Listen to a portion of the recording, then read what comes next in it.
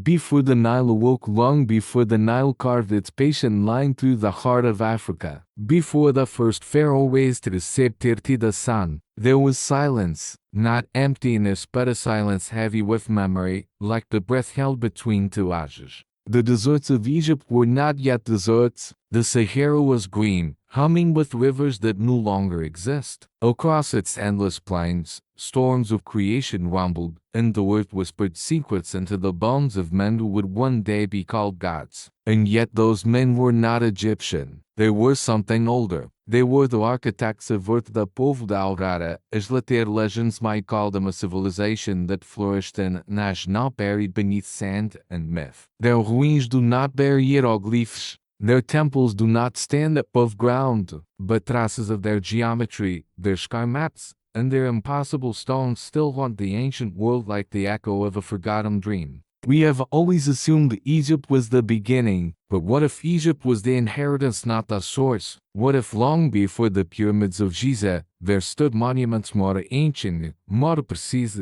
and more mysterious than any we have yet imagined? Archaeologists whisper of it, mythologists write around it. The sands seem to conspire to hide it, but still, fragments surface. Fragments that do not belong to any known civilization. In 1994, a team of geologists studying the Sphinx made a claim that shook the world.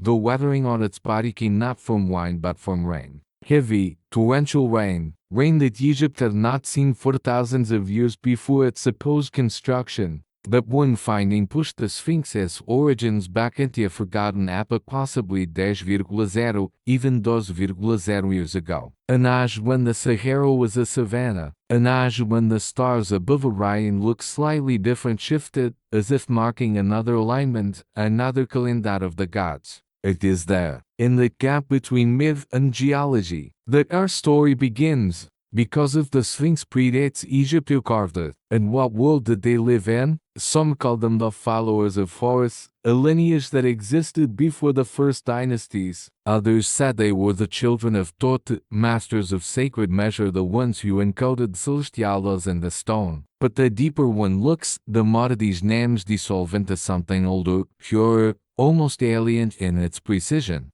Their knowledge of the stars, their ability to cut and move stones of hundreds of toes, their obsession with exact cardinal alignments all seem to belong to a lost technological language, one that bridged heaven and earth long before written history. Imagine standing in the pre-dawn stillness of that age, the time when the Nile had yet to be born, before the pyramids, before temples, before the very idea of kingship. There were builders who watched the skies and followed the rhythm of the stars. They believed the earth itself was alive, and that to shape it in harmony with the heavens was a sacred act, not construction, but communion. Their tools, forgotten, their symbols, erased, their purpose, still whispering to use across the gulf of millennia. And so, our descent begins into a world swallowed by its own silence, a world whose fingerprints still leave beneath the stones of Egypt, waiting to be felt once again, because before Egypt was, something else had already fallen, a civilization of light and sound whose very ruins became the seat of history itself. But what happened to them? Why did they vanish, leaving behind only clues carved into eternal stone? Whatever the answer, it lies buried in the cradle of time under sand, water, and secrecy. And as the Nile would one day awaken, it would carry with it faint echoes of the world that came before. But what came before Egypt was not merely older, it was otherworldly. And what comes next in our story will challenge everything we think we know about the origins of civilization. The green Sahara and the forgotten world beneath the sand. But what came next would change everything. For to understand the civilization that came before Egypt, one must first erase the Egypt we know not from memory, but from the map of time. Imagine the Sahara not as a desert, but as a kingdom of rivers. 12,000 years ago, long before the rise of dynasties, the Sahara was green, a vast landscape of lakes, forests, and storms. Satellite scans conducted in the last few decades reveal hidden channels and fossilized waterways stretching thousands of miles, forming an immense network that once fed into the early Nile. In that fertile world, long before the first pyramid stone was set, entire cultures could have visited and fallen unnoticed their monuments as swallowed not by time, but by sand. It is within this green Sahara that whispers of the Povo da Aurora, the architects of Orisi, begin to surface. Archaeologists have uncovered stone circles in places where the modern eye sees only wasteland. The site of Napta Playa, near the Egyptian-Sudanese border, presents an enigma, a prehistoric astronomical complex dated to around 7.0 bytes.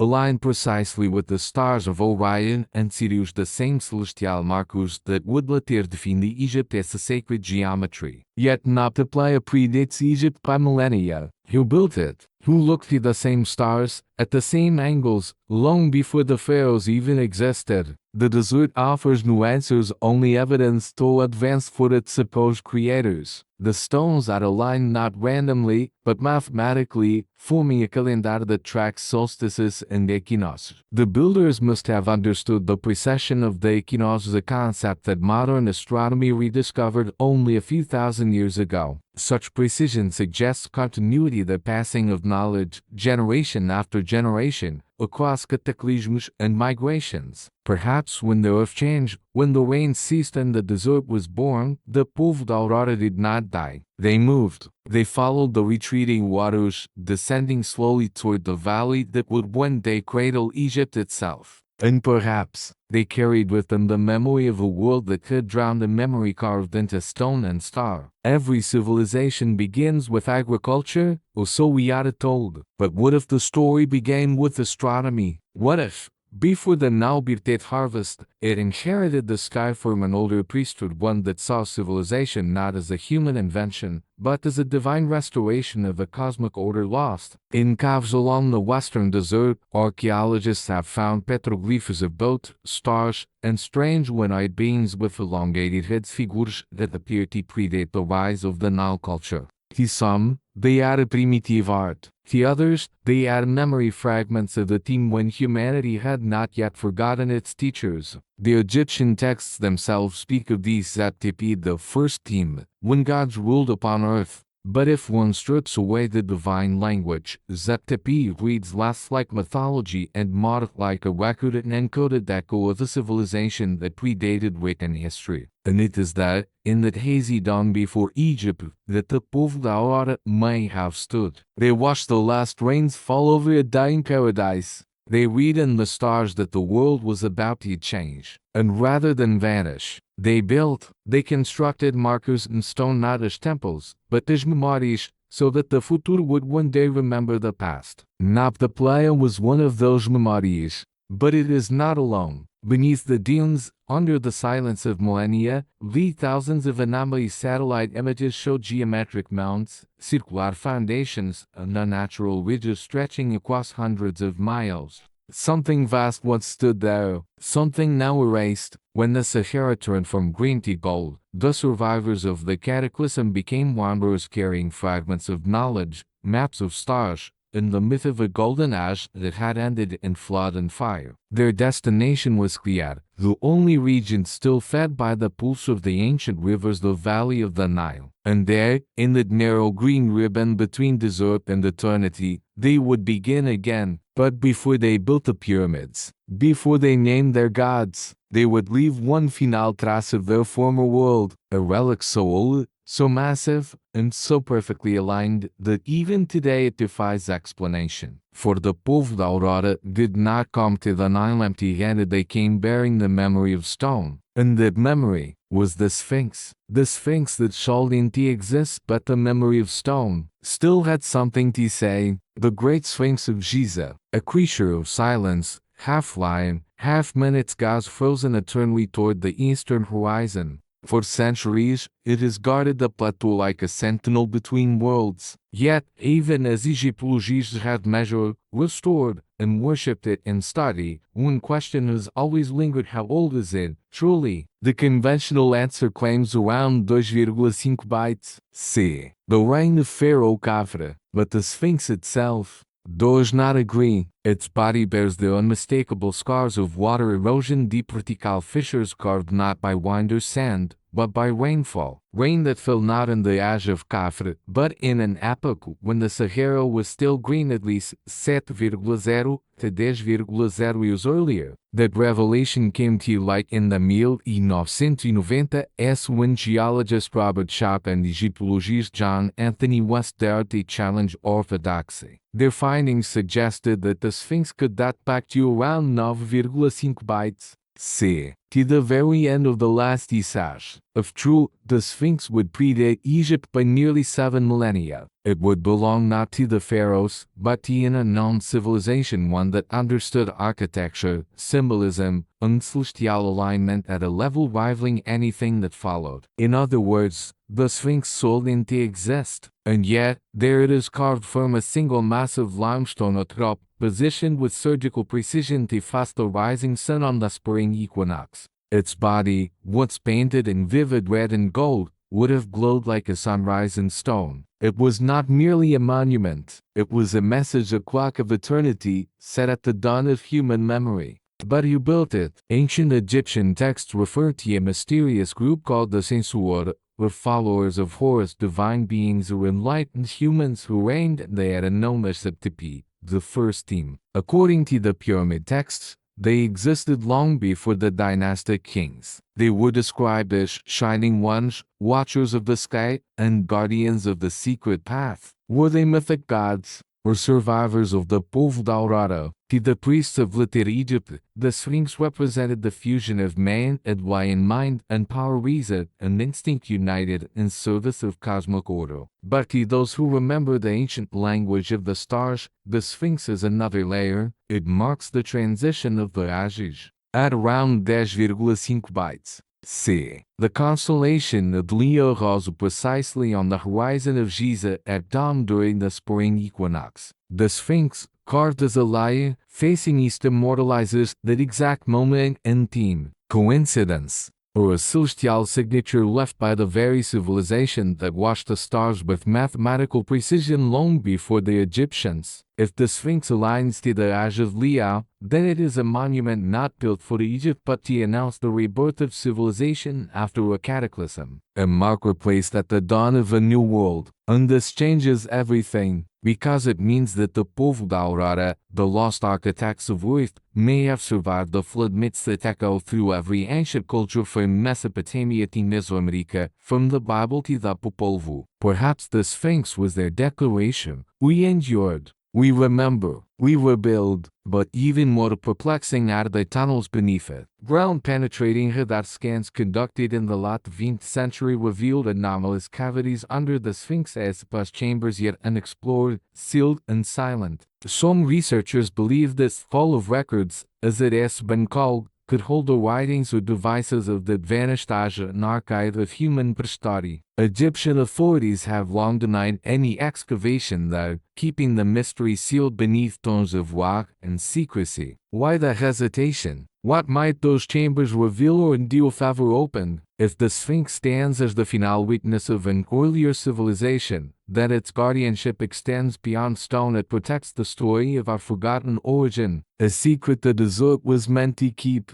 But no secret sleeps forever. And the Sphinx, eroded yet defiant, still faces the east as if waiting for something. Perhaps for the return of the same sun that once saw the rise of the architects of Earth. A civilization that measured time not in years, but in ages. Not in kings, but in stars. And so the question deepens, if the Sphinx was their message to the future, where are the rest of their works? Where did the Povo Aurora go when their world ended and the Nihilists began? Whatever their fate, the trail does not end at Giza. It stretches further south into the desert, into the granite quarries of Aswan, and deep into the memory of the Nile itself. Because the stones of Egypt speak of continuity of hands that learned, remembered, and reawakened. And the next clue lies hidden in a quarry older than Egypt itself. The quarry of the gods, because sometimes the oldest ruins are not temples, but the very womb of civilization. South of modern Cairo, beyond the calm pulse of the Nile, lies a place where the earth itself seems to have borne the granite quarries of Edfu. It was here, amid the pink stone and shimmering heat, that humanity learned to awaken the bones of the planet. And it is here, among shattered monoliths and half-finished wonders, that whispers of the Povo de Aurora still linger. Among the countless relics that dot this ancient quarry lies one anomaly, a single unfinished colossus known simply as the Obelisk of Edfu. Carved directly from bedrock, it measures over 120 feet in length and would have weighed nearly 1.2 tons, the largest known stone ever attempted to be shaped by human hands. Yet, it was never completed. Cracked, abandoned, left to the ashes as if struck mid-creation. Egyptologists tell us it was a failed project from the New Kingdom, around 1.5 byte c. But the fractures tell another story. The tool marks deeper, smoother, strangely precise, resemble not the sizzling of bronze tools, but something else, something unknown. The granite itself bears microscopic striations that, some researchers suggest those of vibration-based cutting, as if immense sonic or heat-driven instruments once shaped the stone with surgical perfection, impossible by known ancient methods.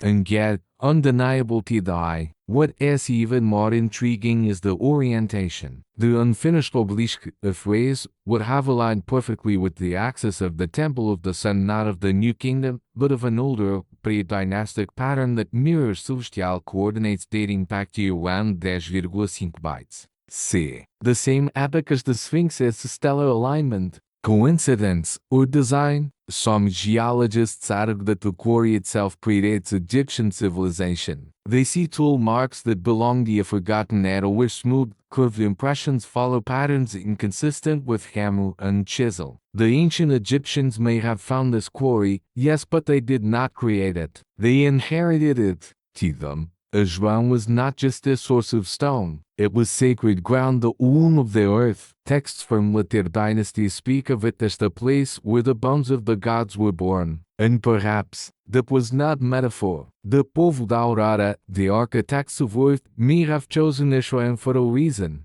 Granite dense, resonant, almost a live response to vibration like a musical instrument. If, as myth suggests, they once used sound as a tool, as a form of levitation or cutting, then Edfu would have been their natural workshop, a quarry not of labor, but of resonance. In that sense, Edfu becomes more than a quarry. It is an archive, a geological record of techniques we no longer understand, and the physical bridge between two worlds, the vanished civilization and the one that rose from its ashes. What the Egyptians called divine engineering may have simply been memory upon imitation of what the Povo de Aurora once mastered. Even the obelisks that adorn temples across Egypt, symbols of solar connection, carved to channel the light of raw echoes of the forgotten science. To the ancient priests, these stones were more than decoration. They were frequency pillars designed to harness energy from the earth and sky. Could it be that the Povo de Aurora once used these same frequencies not for worship, but for creation itself? To move matter, to tune the planet its natural harmonics, to build monuments that were, quite literally, alive with sound. If so, the obelisk of Edfu was never just a monument in progress. It was a replica, a failed attempt to recreate something whose secret had already been lost.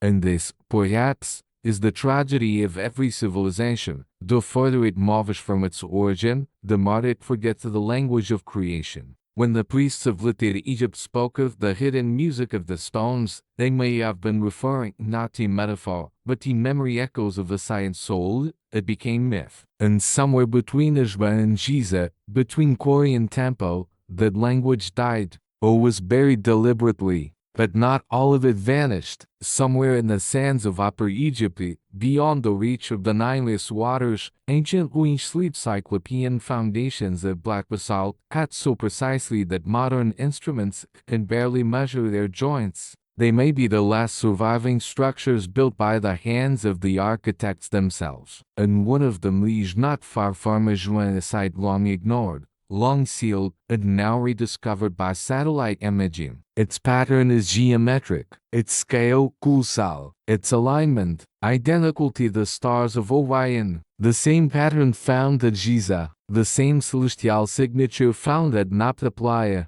the fingerprint of a single civilization, the Povo da Aurora. Whatever they were building, they wanted it seen from the heavens. But as the world changed, as the floods came and deserts us, the song of the stones fell silent. And all that remains now are clues. Clues that point toward a buried truth the Nile has guarded for more than 12,000 years. Because sometimes, what looks like the end of a civilization is merely the silence between two verses of the same ancient song. The Song of Stone, how the ancients spoke to the earth. For to understand how they built, we must first understand how they listened. Every civilization is a voice, but the oldest ones, the truly forgotten spoken frequencies, not words. They believed that the earth itself was a living being, and that her stones were organs in a vast, resonant body. To shape them was not an act of domination, but of harmony. The Povo da Aurora, the architects of earth, mastered that harmony. They knew that sound, pure vibration, could alter matter. Today, science calls this acoustics, resonance, or sonoluminescence,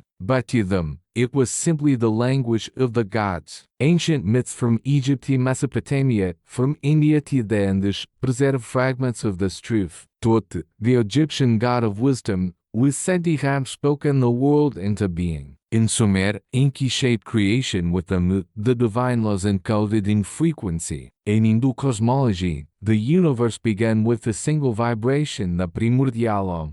Different names, same memory. What if these were not poetic metaphors, but echoes of an ancient technology, a science that could manipulate resonance, alter gravity, and move stone through harmonic control? At first glance, such an idea seems impossible. But then, how did ancient builders transport 0.0 granite blocks from Atlantis 500 miles away without wheels or iron tools? How did they fit megaliths with microscopic precision, leaving joints so tight that even a razor blade cannot slip between them? Modern engineers cannot replicate many of these feats, even with our machines. Yet, across the ancient world, the same mastery appears again and again. Egypt, Baalbek, Machu Picchu, Tiwanaku, and even in the stones of Göbekli Tepe. Different continents, different eras, but one identical technique: the vibration of matter through sound. Perhaps that is why temples were designed like tuning chambers.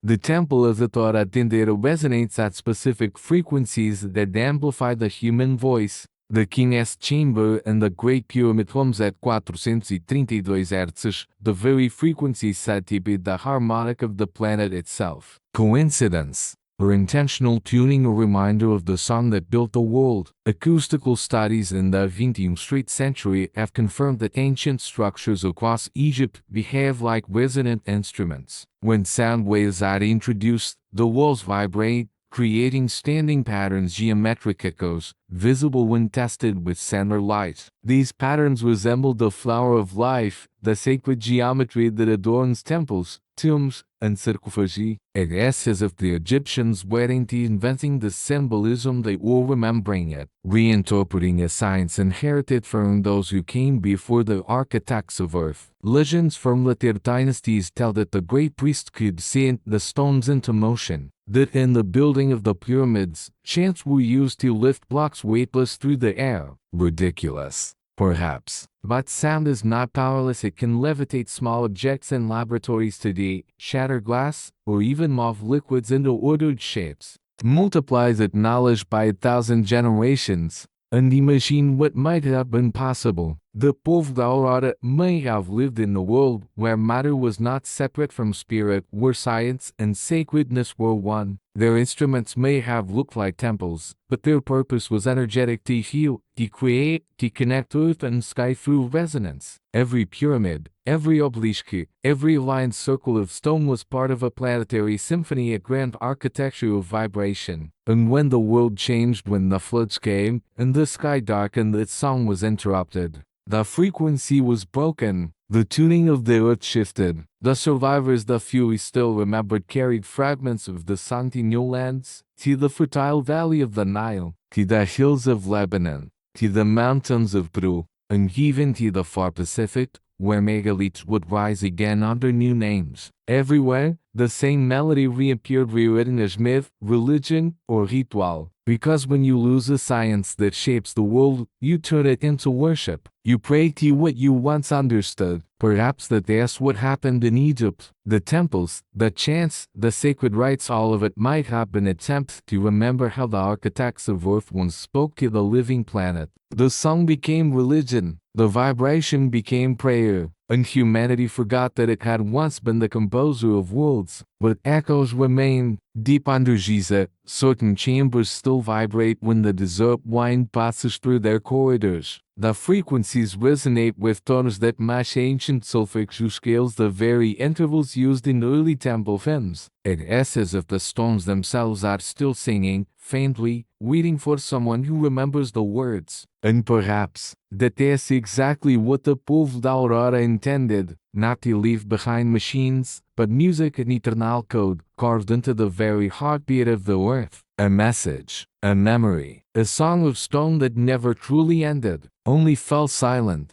But silence can be broken, and when it is, when we finally hear what the stones have been trying to tell us, we may rediscover not only the origins of Egypt, but the forgotten purpose of humanity itself. Zep Tepi, the teen before time, because before history began, there was memory, and memory was called the first theme. In the sacred texts of ancient Egypt, there exists a phrase whispered by priests, sung by initiates, and feared by King Zep Tepi. It translates simply as the first theme, but the meaning buried within those two words runs deeper than any dynasty, deeper even than the sands that buried the Sphinx. To the Egyptians, Zep Tepi was not a myth, it was history before history. A theme when the gods themselves walked upon the earth not as phantoms or spirits, but as beings of light and flesh. It was an age when knowledge descended from the stars, when balance governed all things, and when the earth sang in tune with the heavens. According to the pyramid texts, this era began when the world was reborn from a great flood, a deluge that wiped away the previous order.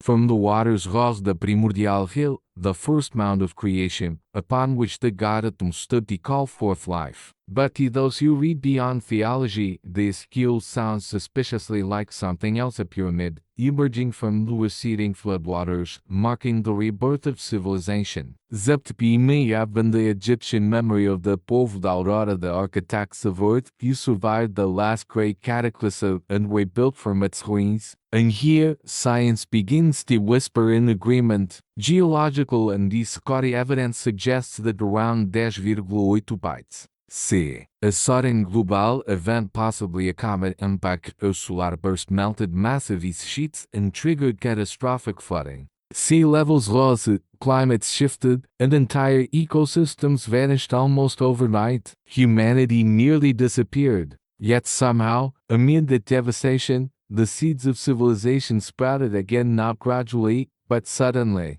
Archaeologists call this abrupt reawakening the Younger Dryas boundary event. Mythology calls it the Great Flood. Egypt called it Zep Tepi, the first theme, and it was during this mysterious epoch that the gods of Egypt, Tot, Osiris, Isis, Horus, were said to have restored order to the land of chaos. Perhaps not literal deities, but custodians of ancient knowledge, survivors or descendants of the Povo da Aurora who remembered the arts of the old world. Tot, especially, stands apart. The god of wisdom, mathematics, and sacred writing. Legends describe him as the one who measured the heavens and balanced the earth upon its axis. He taught men the laws of measure, the seamless that govern architecture, astronomy, and harmony. If ever there was a symbol of continuity between worlds, it is him. Was Tot merely a mythic archetype, or revealed memory of a real being, a leader of the architects who preserved their science under divine symbolism? The more we look, the more it seems that Egyptian civilization did not invent its knowledge, it inherited it. Its calendar, its geometry, its obsession with alignment, even its myths of resurrection and flood all point to an origin far older than dynastic Egypt. Zep Tepi was not just a story of creation, it was a record of survival, an encoded message passed through ritual and temple, warning that the world had been destroyed once and could be destroyed again. And so, The priests built in stone what their ancestors once built in sound monuments, immunity team. Every pyramid, every temple, every inscription was a fragment of that ancient memory, a way of ensuring that even if words faded, truth would endure. But memory can be dangerous. For hidden within Zep Tepi lies a forbidden implication that history is cyclical, not linear, that civilizations rise and fall like breaths of a greater cosmic rhythm, and that Egypt was not the beginning, but merely the latest verse in an endless song of creation and loss. If this is true, then the Povo Aurora were not simply the ancestors of Egypt, they were part of an even older chain, perhaps stretching back through ages of light and shadow long before recorded time. Their legacy, encoded in myth, became the divine blueprint of every future culture.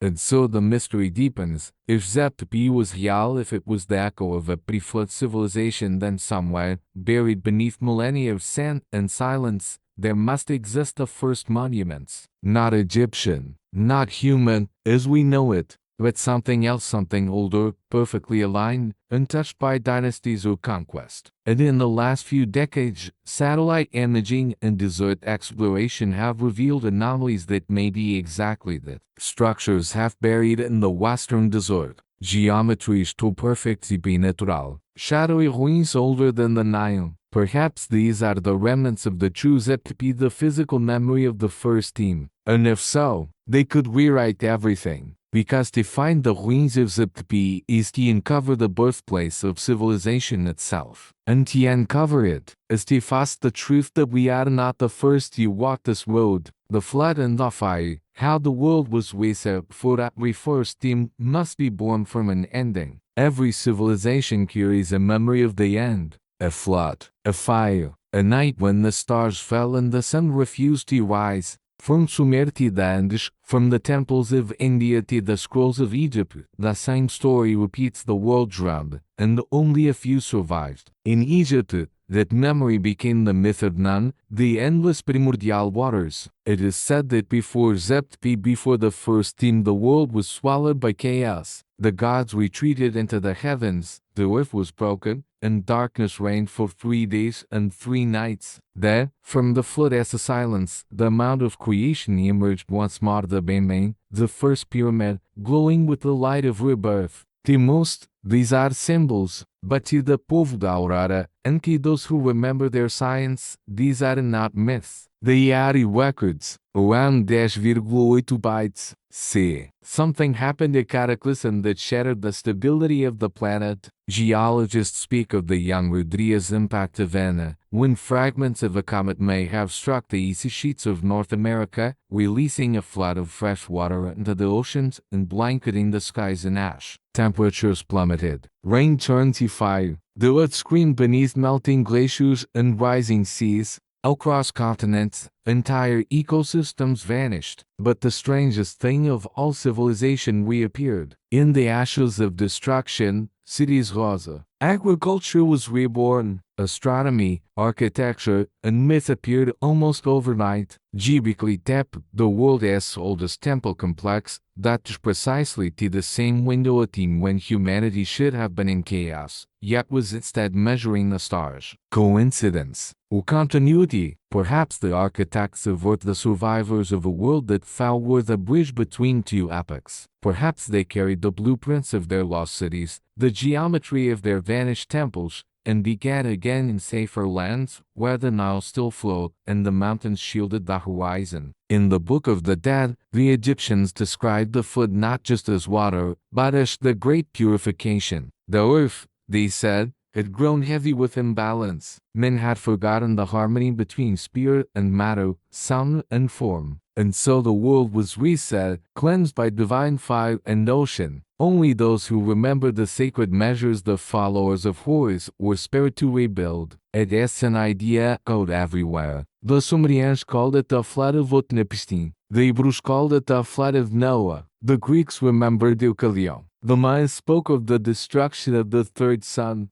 Different names, one memory. And always, at the center of the myth, stand the teachers, the wise ones who appeared after the flood to restore knowledge. In Egypt, they were Tot and Isis. In Sumer, they were Oens and the Apollo beings half human, half divine, who rose from the sea breathing mathematics and writing. In Mesoamerica, they were Quetzalcoatl and Viracocha pale-skinned travelers who arrived after the waters were receded, teaching architecture, astronomy, and law. Could they all be echoes of the same people, survivors of the Povo da Aurora, scattered across the globe after a global reset? If the flood was real and evidence of rapid sea level rise says it was, then entire civilizations could now live hidden beneath the oceans. And the memory of those who escaped became myth. Imagine them, the last of the architects, watching their world drown, carrying fragments of knowledge on stone tablets and crystal instruments, fleeing toward mountains and highlands.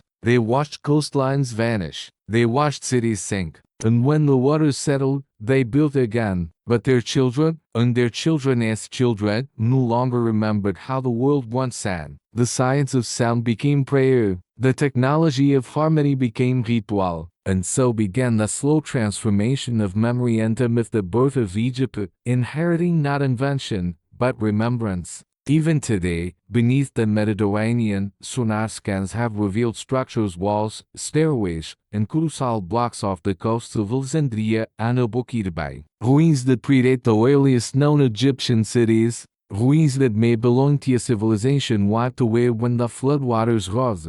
The Egyptians called it the day the sky fell. But what if the sky truly did fall, not metaphorically, but literally? A comet, a fragment of the cosmos itself, tearing through the heavens, forcing the earth to begin again. To the Povo da Aurora, that event was not just disaster, it was destiny. They believed every world was ended by fire and water, and that only those who lived in balance with the earth could rise again in the new dawn. It was their creed, their warning, and their prophecy. And perhaps, the prophecy is not finished, for if history moves in cycles, then the flood was not the end, only one of many resets in a pattern that may yet repeat. Civilization rises, forgets, falls, and is reborn. Always the same melody, played on a different octave. The Egyptians knew this. They built their monuments not for the past, but for the future, to warn, to teach, and to remind the next world of what the last one had lost. And buried within their temples, sealed within hieroglyph and stone, merely to map the timeline of the ages, marking when the next cycle will begin. Because what destroyed the Povo da Aurora once, may one day come again. The calendar of eternity. How Egypt remembered the ashes of the world. For those who survived the flood did not just rebuild, they recalibrated time itself. When the world was washed clean, those who endured faced a new sky. The stars had shifted. The constellations that once guided the architects of earth no longer rose where they should. And so, to navigate the reborn heavens, they began again, charting not years, not centuries, but ages. It was in this moment, between destruction and rebirth, that the Egyptian concept of eternal time was born. They called it the Zep Tepi cycle, the cycle of creation, destruction, and renewal. And at its hardly a secret that modern science would not rediscover for thousands of years. The precession of the equinox. The earth, like a vast cosmic gyroscope, wobbles slowly on its axis, completing one full precessional rotation, roughly every 25,92 years. To the ancients, this cycle was not an astronomical curiosity. It was the heartbeat of the cosmos. Each segment of it, lasting about 2,16 years, marked the reign of a zodiacal constellation in Ash.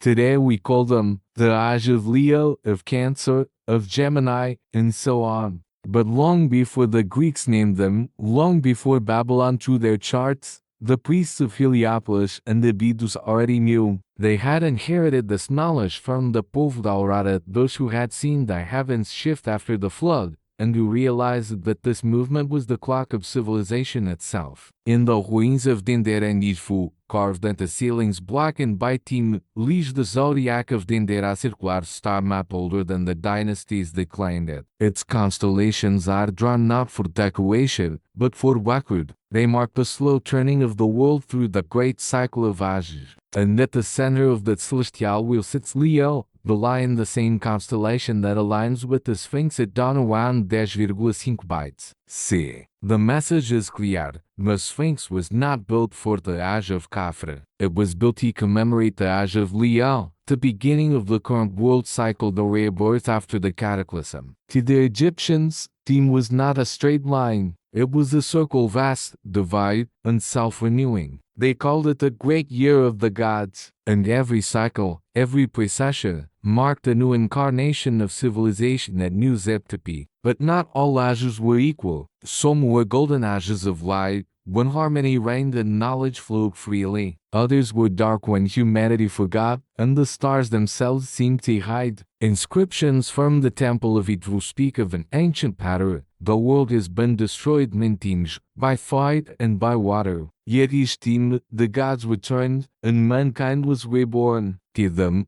this was not myth. It was memory, the encoded record of a civilization that measured time not by kings, but by cataclysms. The Povo of Aurora, the hidden architects, were said to have lived through multiple cycles. They observed how the tilt of the earth changed climates, how stars faded from sight, and how civilizations rose or fell with the turning of the heavens. They did not worship the stars, they calibrated with them. Their temples, their monuments, even the Great Pyramid itself, were instruments of cosmic synchronization. The pyramid, with its exact slope of 51 degrees 51 minutos, embodies the proportions of the Earth's hemisphere, a mirror of the planet, frozen in stone. It is aligned not to magnetic north, but to true north, with a precision that modern engineers still marvel at. Such accuracy suggests not guesswork, but global measurement, as if those who designed it already understood the Earth as a sphere spinning in the heavens. How? Because they inherited the map of the world from those who had watched it change. From the architects of Earth,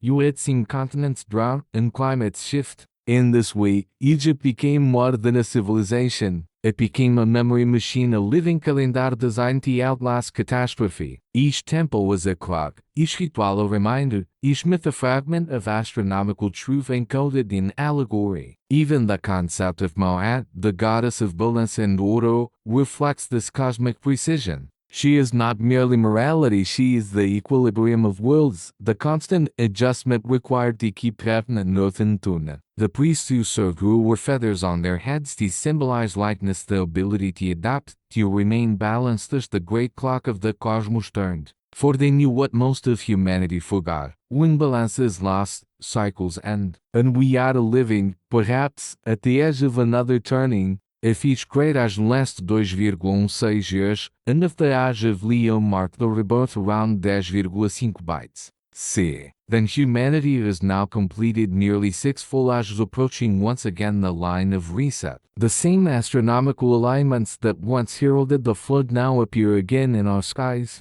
To the ancients, that was the sign, the approach of another purification. But they left us a warning, carved in stone and star-aligned. Those who forget the measure of heaven shall be swallowed by the waters once more. The Great Pyramid was not built merely as a tomb, it was a shranumter, a monument that marks not death, but time itself. Its dimensions, when converted through sacred number, correspond exactly to the precessional cycle, the great year. Every passage, every window, every chamber is a record of motion, the rhythm of creation. And that rhythm continues. We are not outside of it. We are still within the song, the cycle, the turning. The question is not whether the next age will come, but whether we will be the builders of its dawn or the witnesses of its fall. The builders of heaven, the science of sacred architecture. For to mark the ages in stone, one must first learn to measure the heavens. Every great civilization leaves a fingerprint in architecture, but Egypt's fingerprint does not resemble human hands, it resembles the cosmos. Each temple, each pyramid, each obelisk seems less built and tuned as if the entire land were a resonant instrument calibrated to the music of the stars.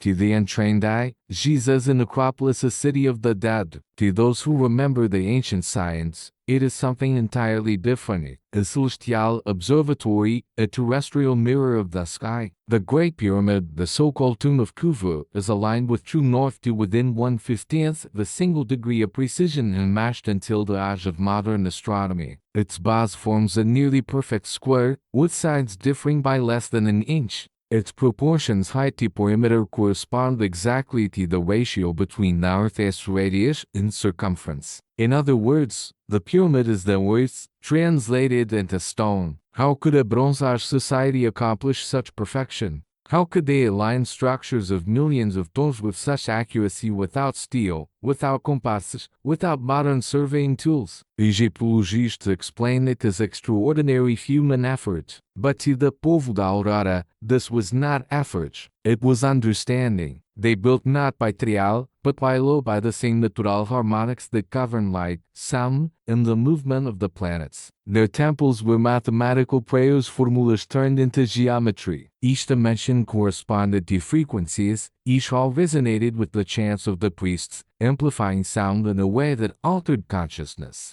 To walk through a temple was to walk through the vibration of creation itself. Modern researchers like Swallow Dlubix call the sacred science a philosophy in which architecture, astronomy, and biology were one continuum. The Egyptians didn't separate the physical and the divine. They built temples like living organisms with hearts, arteries, and new breath. Air shafts inside the Great Pyramid, for example, are not random. They align precisely with the stars Orion's belt and Sirius, the celestial symbols of Osiris and Isis, the divine pair said to have resurrected civilization after the flood. The message carved into alignment itself, as above, so below. It has the same pattern seen in every ancient monument across the world, from the three pyramids mirroring Orion in Egypt to Teotihuacan's pyramids in Mexico, and even the structures at Angkor in Cambodia aligned to Draco. Different cultures, same geometry. Different hands, same intention. This cannot be coincidence. It is a global signature, evidence that the builders of heaven, the descendants or disciples of the Povo da Aurora, carried one unified science across continents. A science of resonance, proportion, and light. The Egyptians called it Ika, the divine force of creation, the power to make thought become form. To them, mathematics was not calculation, it was magic. The square, the triangle, the golden ratio, these were living symbols, gateways between the seen and the unseen. When they built the Great Pyramid, they encoded p, phi, and even the speed of light when measured in meters per second into its dimensions. Coincidence, or intentional encryption of universal constants. It is as if they were saying, we knew the laws of the universe long before you rediscovered them. The Temple of Karnak follows the same pattern, its axis aligned with the rising sun at the winter solstice, creating a river of light that pierces its inner sanctum once a year. At that moment, priests said, the earth and sky were joined, the gods reborn in radiant harmony. But beneath the ritual lay mathematics. The exact angle of the temple's design captures the shift of the sun as azimuths. The earth possesses a living calendar carved in stone. Each temple, each alignment, was a verse in the song of geometry, a message to team itself. The builders were not only engineers, they were astronomers, musicians, philosophers, and perhaps something more. Because to build like this required not only knowledge, but memory. Memory of the heavens before the flood. Memory of a world where the sky and earth were synchronized through sacred architecture. Some researchers propose that the Povo da Aurora used light manipulation crystalline tools or lenses that harnessed light energy to aid in their construction. Others speak of electromagnetic harmonics, where specific frequencies reduce the gravitational weight of stone. We can deprove it. But the silence of the pyramid still hums with energy, static fields measurable by modern instruments. The stones, even after thousands of years, retain electromagnetic charge, as if the builders encoded vitality itself into their design. And maybe that was their goal. He ensured that even when the priests were gone and the chants were silent, the structures would still sing, still vibrate with the memory of their creators. When we stand before the Great Pyramid, we are not looking at a tomb, we are standing inside a machine, a device built to harmonize earth and sky, a monument designed to survive the ages and to awaken when the world forgets its origin. The builders of heaven knew the secret of eternity, that to make something eternal, one must build in rhythm with the cosmos. They did not conquer time, they became part of it, and in doing so, they left behind not ruins, but a message, a code carved into stone, speaking across millennia to whoever could once again measure the stars and hear the sound of the earth. The hidden code of the pyramids, messages from the architects, because every monument is a message if you know how to read the language of stone. The Great Pyramid of Jesus stands like a frozen equation. It does not ask to be believed, it demands to be measured. And when we measure it, the numbers whisper something extraordinary. Its base length, its height, its angles all seem to encode constants that define the universe itself. Divide the perimeter by its height, and you find Deutsch, the mathematical key of the circle. Calculate its slope, and you uncover phi, the golden ratio, the same proportion that governs seashells, flowers, and galaxies. Multiply its height by 43.2, a sacred number to the Egyptians, and you arrive at the exact polar radius of the Earth in meters. Coincidence, or a deliberate encryption of the planet's dimensions by a civilization that should not have known them? The deeper one looks, the less it resembles a tomb, and the more it feels like a message encoded in mathematics, a cosmic fingerprint of those who built it. But who? If the Povo Aurora were the true architects, then Jesus was not their beginning, but their signature. The ultimate act of remembrance, a monument designed not for worship, but for communication. A message, not to the gods, but to us. Every aspect of the pyramid's geometry seems to speak in patterns of duality: earth and sky, microcosm and macrocosm,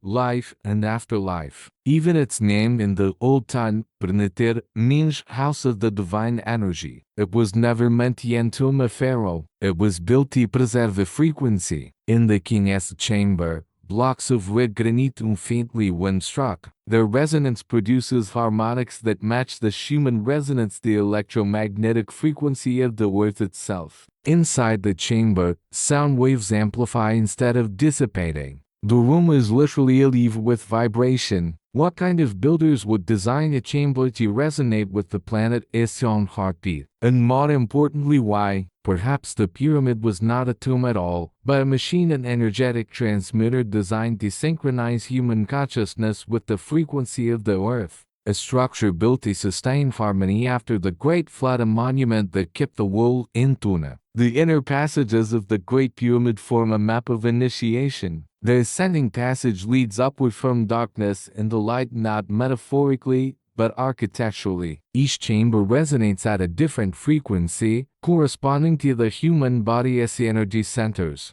The initiate would ascend through sound and vibration until reaching the king's chamber, the place of rebirth. Was this not just a spiritual ritual, but a technological one, a process meant to recalibrate the human being with the harmonics of the cosmos? The architects of Earth might have understood something we no longer do, that consciousness and physics are not separate. That thought itself is vibration, and vibration shapes reality. If their structures harness this principle, then the Great Pyramid is not merely an ancient wonder, it is an instrument of transformation. But the message does not end there. When viewed from above, the three pyramids of Giza form an exact replica of Orion's belt, offset perfectly to account for the curvature of the Milky Way. This alignment datas not to 2,5 bytes c, but to 10,5 bytes c. The same epoch as the age of Leo, when the Sphinx faced its celestial counterpart in the dawn sky. Together, the Sphinx and the pyramids form a single celestial clock, marking the beginning and the end of the Great Year, the 26,0 precessional cycle. They are not random structures. They are the hands of time, frozen in stone. And yet,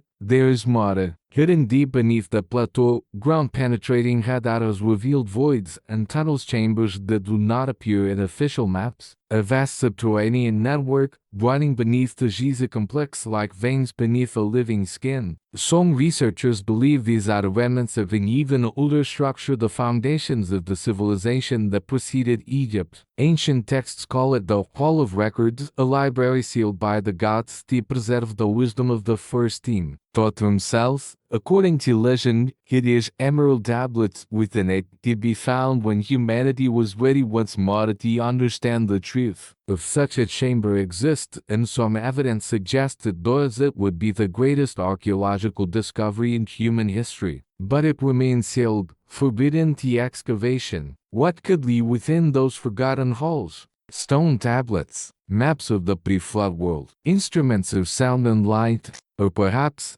something even more profound, proof that consciousness itself can be preserved in vibration. The pyramids may not just encode planetary mathematics. They may encode memory, a holographic archive built not with ink, but with frequency waiting to be decoded by minds tuned once again to the same cosmic resonance. The Great Pyramid was not the end of the Povo da Aurora. It was their message in a bottle cast across time, across cycles, to the next awakening civilization. To us, we stand before their message every day, yet few understand the language it speaks. It is a language without words, made of angles, frequencies, and silence. A language that says, "You were not the first. You will not be the last. Remember the song." Because the code of the pyramids is not just mathematics. It is a reminder that the universe is not dead stone, but living harmony, and that somewhere deep within us, we still carry the same blueprint that once guided the builders of heaven. The hidden map,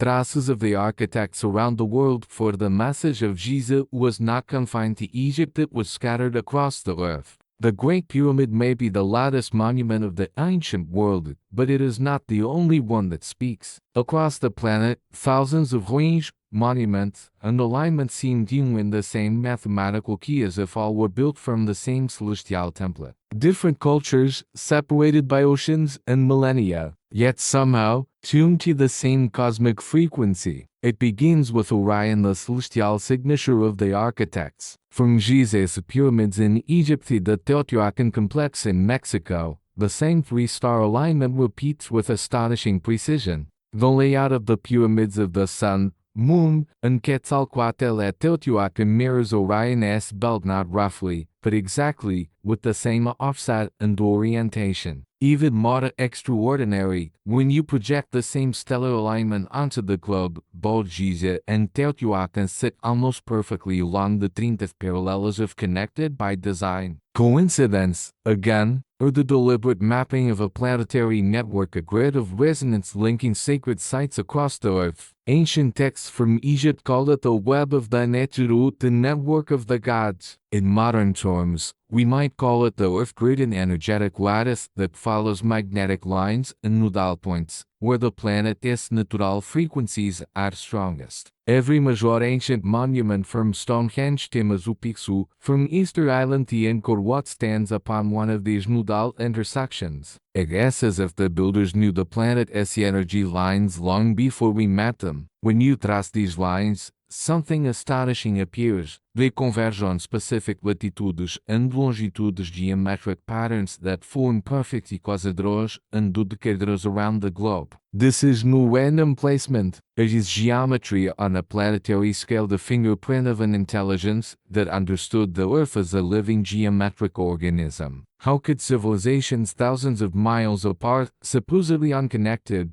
build with the same mathematical proportions and stellar alignments? How could they know the same constants? 432, 72, 108, 144 numbers that appear in temples from Egypt, India, Cambodia, and Peru alike. The orthodox answer, coincidence or cultural diffusion. But the pattern is too precise, too global. Perhaps these weren't independent inventions, perhaps they were memories. Fragments of a single mother civilization, the Povo da Aurora, the hidden architects of Earth. Consider this. In the Andes, at Satsayama, stones weighing over 300 tons interlock so perfectly that no blade can fit between them, just as in the pyramids of Giza. In Baalbek, Lebanon, blocks weighing up to 1,2 tons were somehow moved and stacked with millimetric precision, a feat modern cranes can barely replicate. And in Pumapunku, Bolivia, and Abydos, Egypt, identical H-shaped stone cuts appear same proportions, same carving technique, same mysterious precision, separated by oceans, yet identical in method. What if they were not separate cultures at all,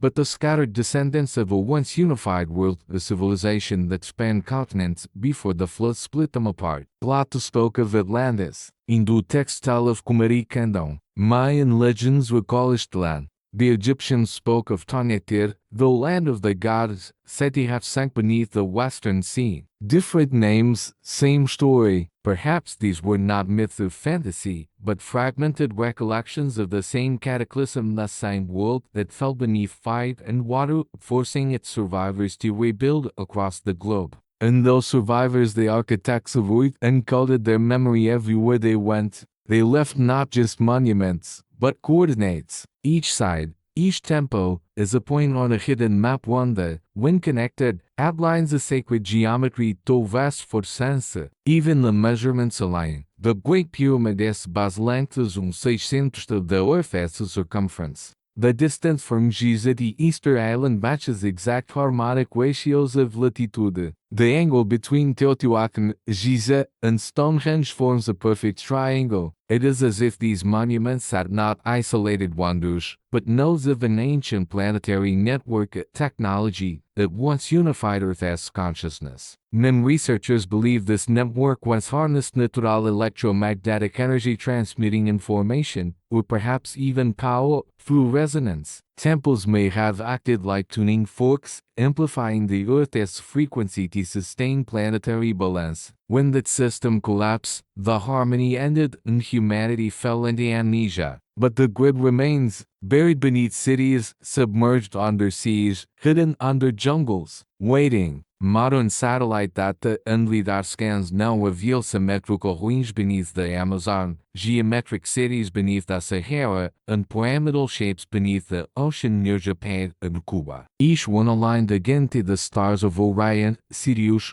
or the Pleiades. Always the same constellations, always the same message. The Povo of Aurora did not build randomly. They built a map not on paper, but on the planet itself. A planetary language of geometry and light, spanning hemispheres, linking mountains to islands, deserts to jungles. And Giza, it was the key, the Rosetta Stone of the Earth grid, meant to help future civilizations decode the whole. If we could learn to read the geometry again, to feel the resonant pulse of the planet as they once did, perhaps we would rediscover the unity they knew, the awareness that everything, from the stars to the stones to our own hearts, vibrates with the same music. But for now, that network sleeps dormant, waiting for the frequency of remembrance to awaken it. And perhaps it already has, for in recent years, light, magnetic anomalies, and inexplicable resonances have begun to appear again across these ancient sites, as if the grid is stirring, as if the Earth itself remembers. The question is, will we, next, block thus the lost continent, where the architects began, full of the monuments are the echoes? Where was the voice that first sang them into being? The lost continents, where the architects began, full of the monuments are the echoes. Where was the voice that first sang them into being?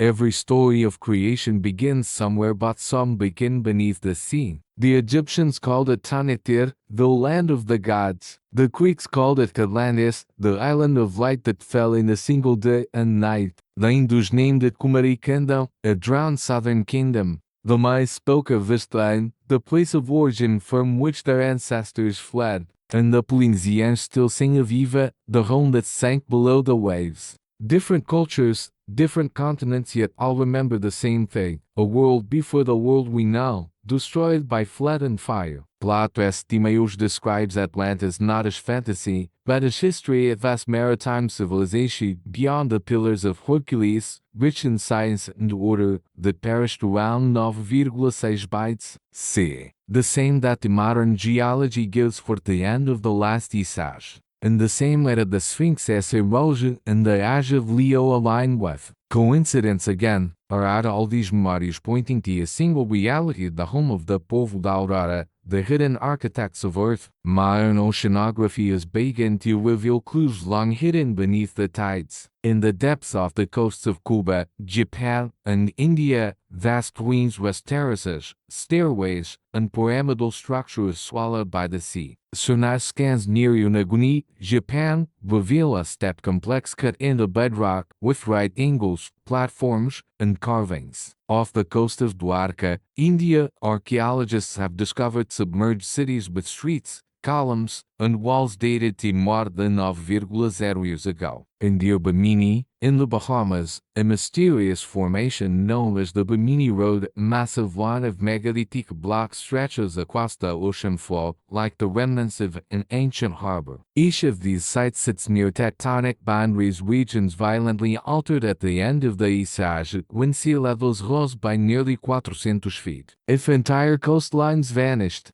how many civilizations vanished with them? Imagine the world 12,000 years ago. The Sahara was green, the Mediterranean was smaller, the Atlantic island stood higher, and in that forgotten geography, somewhere between what we now call North Africa and the Caribbean, may have stood the cradle of the architects of Earth, a civilization that understood the stars, the Earth, and the frequencies that bound them. To them, the planet was not an inert rock, but a living instrument. They built in resonance with its natural harmonics the same 432 Hz vibration encoded in the King's chamber at Giza. Their cities may have been crystalline structures designed to channel sunlight, sound, and water into coherent energy fields. Their temples, unlike the stone relics we know, may have glowed living sockets pulsing with the rhythm of the Earth's magnetic grid. If such a civilization existed, its destruction would have been absolute. The planetary erasure. When the comet struck Earth, the crust shifted, the oceans consumed everything. But not everyone perished. A few fled carrying fragments of knowledge to new lands. Across myth after myth, the same pattern emerges. Survivors from the sea, tall, luminous beings, bearers of sacred law, bringing agriculture, astronomy, and writing to primitive peoples. In Egypt, they were the Censor, the followers of Horus. In Sumer, the Oanes. In the Andes, the Viracocha. In Mesoamerica, Quetzalcoatl, all described as teachers from a drowned world. Their arrival marks the dawn of civilization everywhere they went. No slow evolution, just sudden brilliance, as if humanity had remembered rather than discovered. If the Povo da Aurora were real, then these myths are not coincidence. They are scattered pages of one book, the story of a lost mother civilization that once bridged oceans, and whose memory became the seat of every ancient empire. The Egyptians themselves never claimed to be the first. They said they came from the west, from a land that vanished beneath the waves. Their priests told Solon, the Greek sage who passed the tale to Plato, "In your lands, men are young. In ours, the records are old." Men team shows the world been destroyed, a niche team, the survivors rebuild. That was over 2,000 years ago. Today, as satellites and sonar pierce the ocean's depths, we are finally finding the evidence to match their words. The ancient world may not have begun in Egypt at all, but in a continent now sleeping beneath the Atlantic. And if so, then Atlantis was not a myth. It was the first chapter of the human story, the first rise of the architects of Earth. But what kind of knowledge did they possess? What was powerful enough to shape stone like water, to move continents of granite as if they were clay? And why did that knowledge vanish, or worse, why was it hidden? Because if the Povo da Aurora truly harnessed the forces of earth and sky, then their fall was not simply natural disaster. It may have been something else entirely, something they themselves foresaw. The fall of the architects. When heaven broke from earth, formal civilization falls by sense it falls when its harmony is broken. The ancients said that the world before ours ended not by chaos, but by imbalance. The Povo da Aurora, the architects of earth, were masters of harmony. They tuned their cities to the pulse of the planet, their temples to the rhythm of the stars. But over time, they began to lose the song. Legends across the world tell of a time when men sought to become God, when knowledge, once sacred, became weapon. In Egypt's oldest texts, this moment was called the breaking of Moat, the collapse of divine balance. In the myths of Sumer, it was the rebellion of the Anunnaki. In the Greek memory, it was the war of Titan and Olympian. Different languages, same event, the first fall. What could cause a civilization that had mastered sound and light to destroy itself? Perhaps pride, perhaps fear, or perhaps something deeper, or rupture in the very frequency that bound their world together. Some accounts say the architects had learned to control the energy of the earth itself to harness the planet's geomagnetic field through crystal and resonance. It allowed them to heal, to build, to communicate without words. But power, no matter how divine, carries temptation. A faction known in later myth as the Children of Set, or the Lords of Shadow, began to use that knowledge not for creation, but for control. They experimented with frequencies that could alter emotion, perception, even the fabric of reality. They sought to rise the vibration of matter to open the veil between worlds. In their arrogance, they believed they could ascend beyond the physical plane to make themselves gods among men. But in doing so, they shattered the equilibrium. Ancient texts speak of the day the sky fell, when the heavens trembled and fire rained from above. Was it a war of energy, a resonance weapon gone wrong that destabilized the planet's magnetic grid? Or did their experiments trigger the comet impact that ended the last age? Perhaps one caused the other. Perhaps both. The result was the same: catastrophe. Seas rose, mountains shook, the sky turned to ash. Across the globe, their temples built on the sacred grid resonated wildly, vibrating out of harmony until they collapsed. The network that once sustained the planet's balance imploded under its own brilliance. And so the first civilization died not in ignorance, but in excessive knowledge. The Povo da Aurora understood what had happened. The survivors knew the fall was not punishment from the gods, it was feedback. When a single instrument in the cosmic orchestra plays out of tune, the entire song falters. The priests of the old world gathered what remained of their wisdom. They encoded it in stars, in geometry, in myth, hoping that when humanity rose again, it would remember the lesson, that harmony is fragile, that knowledge without reverence becomes destruction. Their final act was not vengeance, but preservation. They sealed their archives, the poles of record beneath the earth, within the crystalline matrix of the planet, protected by resonance locks that could only be opened when the world vibrated again in harmony. It was their message to the future: remember the music. But over centuries, memory became religion. The descendants of the survivors no longer understood the science behind the rituals. They prayed to the vibrations they once commanded, and thus began the long sleep of humanity, the great forgetting. The Egyptians called this the age of darkness, the time before Zep Tepi, when men lived in fear and confusion, cut off from the divine frequency. But they also said the light would one day return, that the new dawn would rise when the stars once again aligned with the pattern of the first team. That alignment is the same one the Sphinx faces, the same one encoded in the pyramids of Giza. Celestial promise that what once fell would rise again. The flood was not only destruction, it was purification. The earth had reset itself, restoring balance, washing away the excess vibration that had torn heaven from earth. Only a few remained, the keepers of the sacred geometry, the survivors who would seed new civilizations across the reborn world. They were the first priests, custodians of memory. In Egypt, they became the followers of Horus. In Sumer, the seven sages. In India, the rishis. In the Andes, the Amautas. Different names, one brotherhood, the bearers of the flame. They taught humanity how to speak to the stars again, how to build in harmony, how to remember the cycles. but they also carried the burden of silence, never revealing the full power that had destroyed their ancestors. The true science of the architects would remain hidden until the world was ready, and perhaps that readiness is what the pyramids were meant to measure, not just time, but consciousness. They are not monuments to the dead, but markers for the living, signals to a futurage, our age, that would rediscover the frequency of the first time. Because the fall of the architects was not the end. It was the pause between breaths, the silence before the next verse of creation. And now, as we measure the stars once more, as we reach again for the sky with towers and machines, we are repeating their pattern. The question is, have we learned from their fall, or are we tuning the same discordant knot that once broke the harmony of the world?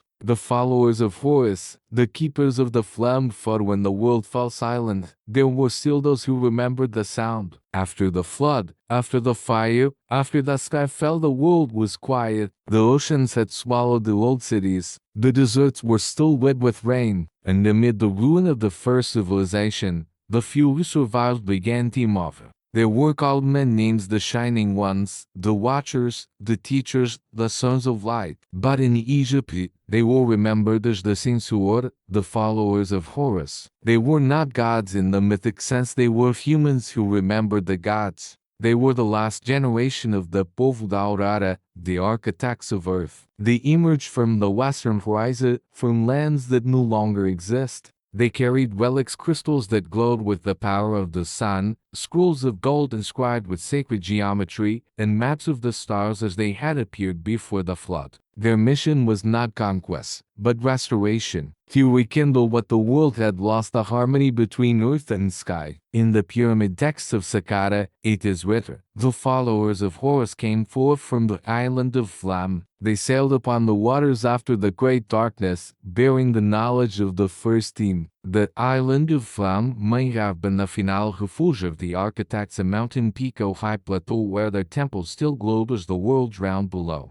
And when the waters receded, they began their journey east, guided by the stars that had once ruled their heavens. They were builders, astronomers, healers, mathematicians, but above all, remembrers. Their emblem was the falcon, Horus not merely a god, but a symbol of sight, of vision restored after blindness. For to them, rebuilding civilization meant more than raising walls. It meant remembering how to see again. They traveled in small groups, teaching tribes to measure the solstice, to carve stone, to align their homes to the cardinal points. Wherever they went, villages turned into temples, and stories turned into science. They were the seed of civilization reborn. In Timu, they reached a valley that would become Egypt, the land still half drowned, bordered by the newly awakened Nile. There, they found fertile soil, steady stars, and a people eager to learn. And so, they began the great work to anchor the memory of the first team into the new world. The earliest kings of Egypt, the Horus kings, claimed descent not from men, but from these teachers. Their crowns bore the falcon's wings.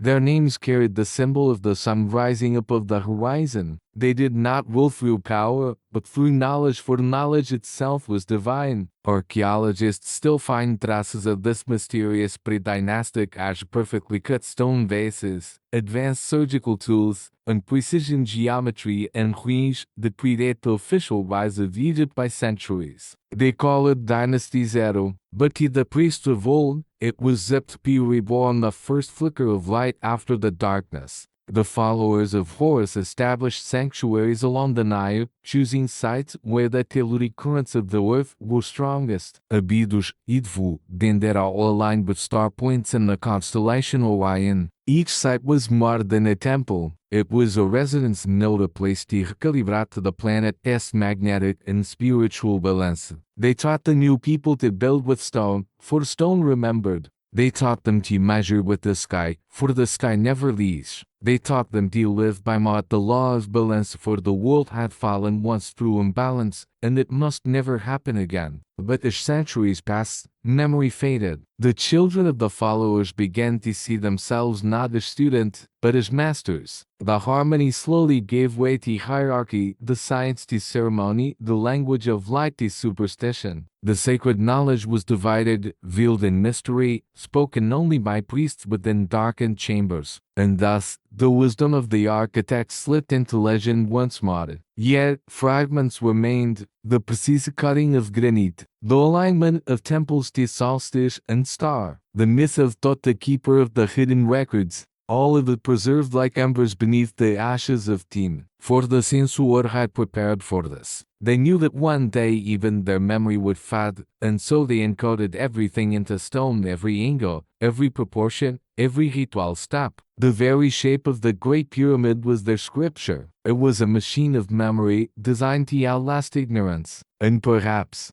it works, because thousands of years later, even as dynasties rose and fell, even as names changed and languages died, the monuments still stood silent, immutable, impossible, waiting for minds capable of hearing the old frequency once again. The Egyptians called the followers of Horus Aku the Shining Ones. They said that when the priests prayed in the sanctuaries of Abydos, they could still hear the voices of the Aku and the vibration of the walls. The stones remembered their builders, and perhaps they still do, because the Censor were not just the founders of Egypt, they were the keepers of continuity, the bridge between the world that drowned and the world reborn. And within their temples lay the final inheritance of the Povo Aurora map, not of land, but of destiny. The Temple of Edfu and the blueprint of the first team foot in one temple, carved in stone. The architects left the plan of creation itself. On the west bank of the Nile, between the sands of the desert and the fertile ribbon of life, stands a temple unlike any other, the Temple of Edfu. Its columns rise like stone trees, its walls shimmer with stories told for language. To the tourists, it is a monument of Ptolemaic art. To the priests who once walked its halls, it was something infinitely older, a blueprint of the first team. Every inch of Edfu was covered in hieroglyphs, but unlike the poetic hymns of later temples, these inscriptions speak with surgical precision. They describe measurements, proportions, celestial coordinates.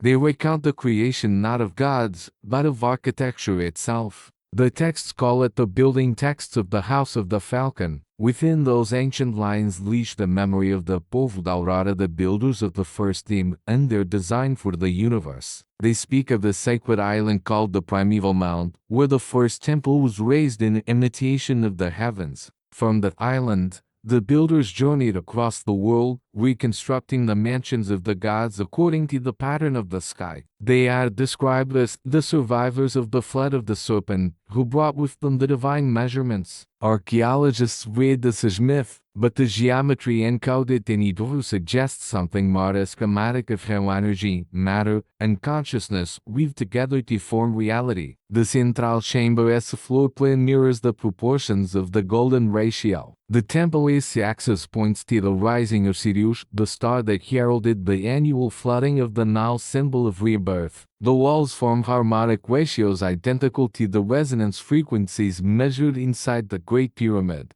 Different structure, same code. It is as if the builders of Edfu millennia after Giza were not constructing something new, but reactivating an ancient formula, a geometry of power handed down from the architects of Earth. The inscriptions tell of 7 great temples that once existed before the flood, each a house of eternity, each representing one aspect of divine creation: sound, light, water, wind, stone, flame, and life. Edfu, they say, was built as their replica microcosm of the original network. Every chamber within its walls corresponds to one of these primordial forces. In the Hall of the Two Lands, the texts mention the masters of the net, the architects who measured the heavens with cords of light. They describe crystal houses that glowed like stars, and pillars that sang in harmony with the sky. In modern years, these are metaphors. To the priests of Edfu, they were memories. One passage reads, "We built according to the pattern of the island, as it was in the theme of the first ones.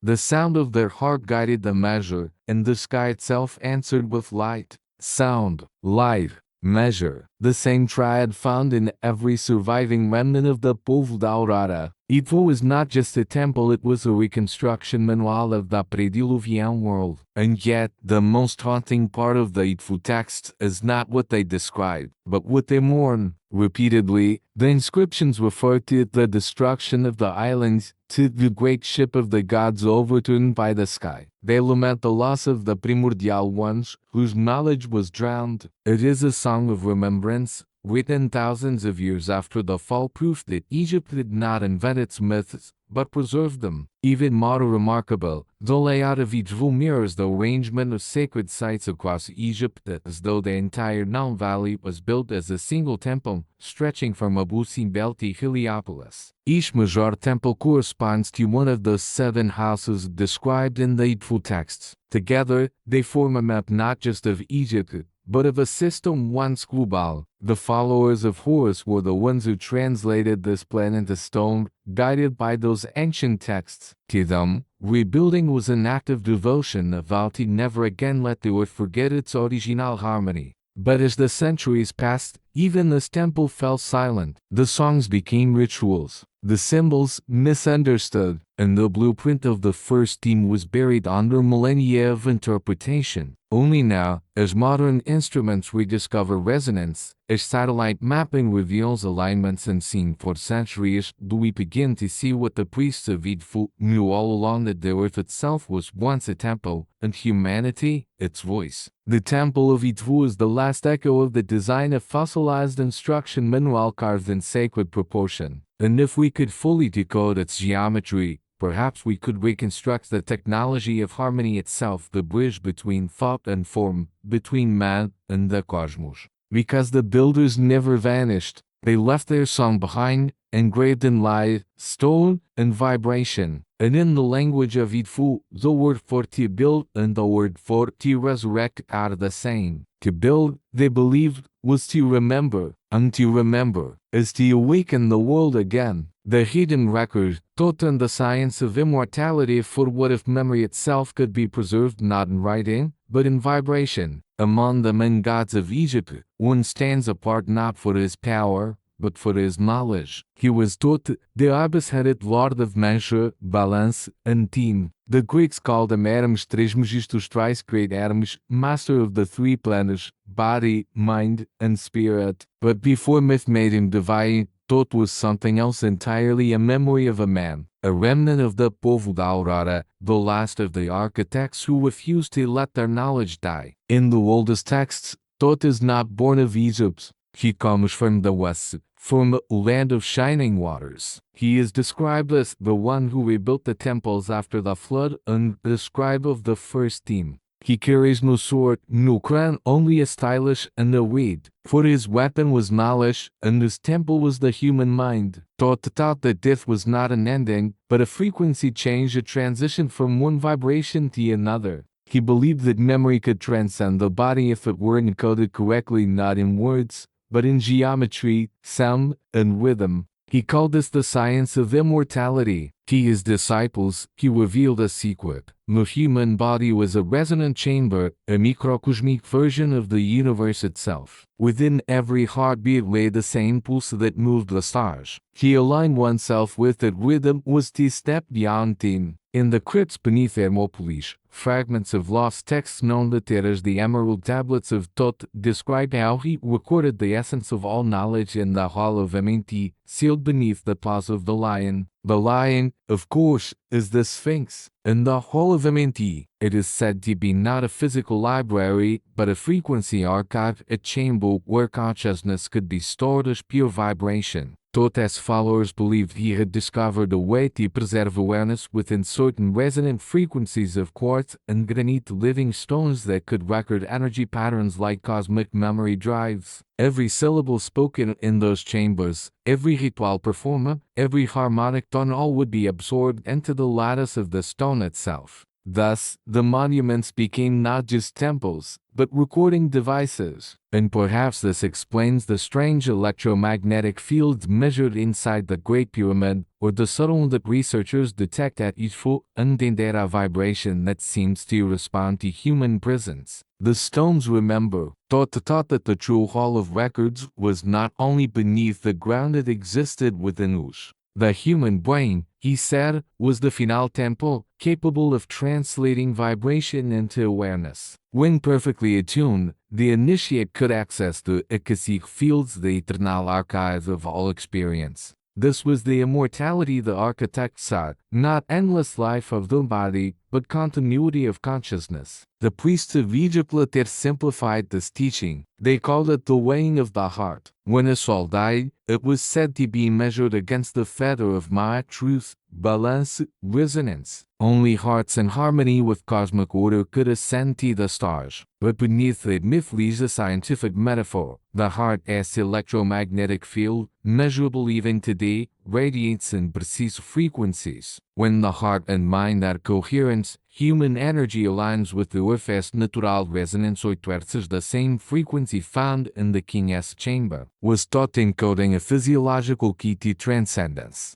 To the followers of Horus, Thoth became the eternal teacher, the bridge between ages. He was said to have walked with the gods and men alike, teaching the language of creation until the day he ascended in a beam of light, promising to return when the world was once again in darkness. The promise became the prophecy of the next Zep Tepi, the return of the architects. It is said that before his ascension, Thoth sealed his knowledge within 12 tablets of emerald, unbreakable and everlasting. Each tablet contained one octave of the universal frequency, together forming the complete harmonic of creation. To read them, one did not use the eyes, but the mind. Their script, according to legend, appears only when the reader's vibration matches their frequency. For centuries, seekers, alchemists, and philosophers have claimed fragments of the teaching. Hermeticism, Pythagoreanism, even modern physics trace their roots back to Thoth's doctrine. As above, so below. As within, so without. It is the law of resonance, the architecture of reality itself. If true, the science of immortality was not about escaping death, but about preserving awareness through vibration and showing that the consciousness of the architects would remain accessible, waiting for the next civilization ready to tune itself back to the frequency of the first team. Perhaps the team is now. As we study quantum entanglement, as we rediscover the power of sound and light to heal, we are walking the same path Thoth once walked. The old science is awakening under new names, and if the Hall of Records truly exists, whether in stone beneath the Sphinx or within the electromagnetic field of the planet, it may not need to be opened. It may only need to be heard, because memory is vibration, and vibration never dies. It simply waits for consciousness to find the right note again. The return of the star teachers, prophecy of the next dawn, for the builders promised to return when the earth once again sang in harmony. In every ancient culture, there exists a prophecy not of destruction, but of return. It speaks of the time when the stars would realign, when humanity would awaken from its long sleep, and when the teachers of the first team would walk the earth once more. To the Egyptians, this was the return of the Neteru, the coming of the gods who once built alongside men. To the Maya, it was the return of Kukulkan, the feathered serpent descending from the heavens. To the Indian sages, it was the dawn of Viracocha. Different tongues, same promise. The architects will rise again when the sun of the earth is restored. The priests of Heliopolis watched the stars for this moment. They knew that the heavens moved not randomly, but with the pulse of great cycles, and that every 26,0 years, the same constellations would return to their original places, marking the rebirth of ages. They built their calendars, their temples, even their lives around that rhythm. The Sphinx, facing eternally east, was their clock. When the constellation of Leo rose once again on the spring equinox, they said, the cycle of the first team would begin anew. That alignment, the same that shone above, is around 10,5 bytes.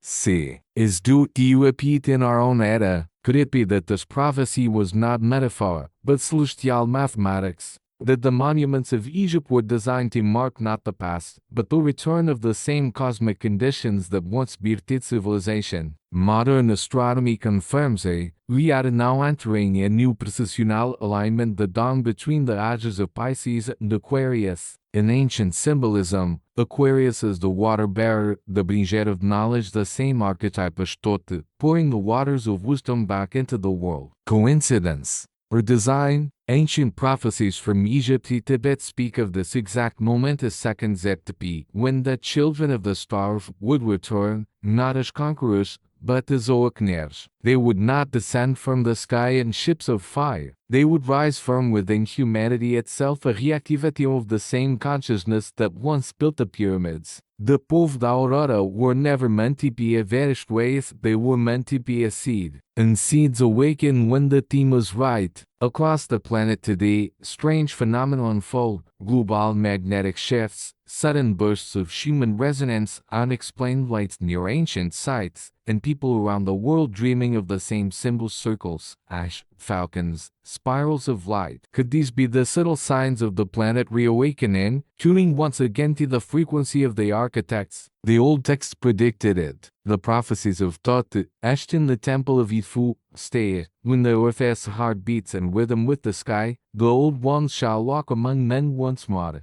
Not from above, but from within shall they rise, and the world shall be remade in light. The emerald tablets echo the saying: men of the future shall awaken in wisdom, finding within them the power of the lost sun. To the modern ear, these sound poetic, but the science of resonance suggests something profound. If consciousness and the planet had interconnected electromagnetic fields, then the rise of human coherence, global synchronization through thought, emotion, and frequency could literally change the resonance of the earth. When enough of us remember the song, the planet itself could respond. The architects of Earth may not return as beings of flesh and stone, they may return as frequency, as the awakening of a collective memory that reactivates the dormant potential of humanity. Perhaps they never truly left, they simply lowered their vibration, embedding themselves into the blueprint of human DNA, waiting for the right cosmic chord to sound again. The chord may already be playing, in meditation, in art, in science, in every discovery that unites rather than divides. The melody of the first theme hums softly beneath our world. We are beginning to listen. The Egyptians believed that when the second Zep Tepi arrived, the pyramids would speak again. That the stones, long silent, would vibrate with the voice of the builders, not audibly, but electromagnetically, transmitting the code of remembrance into the hearts of humankind.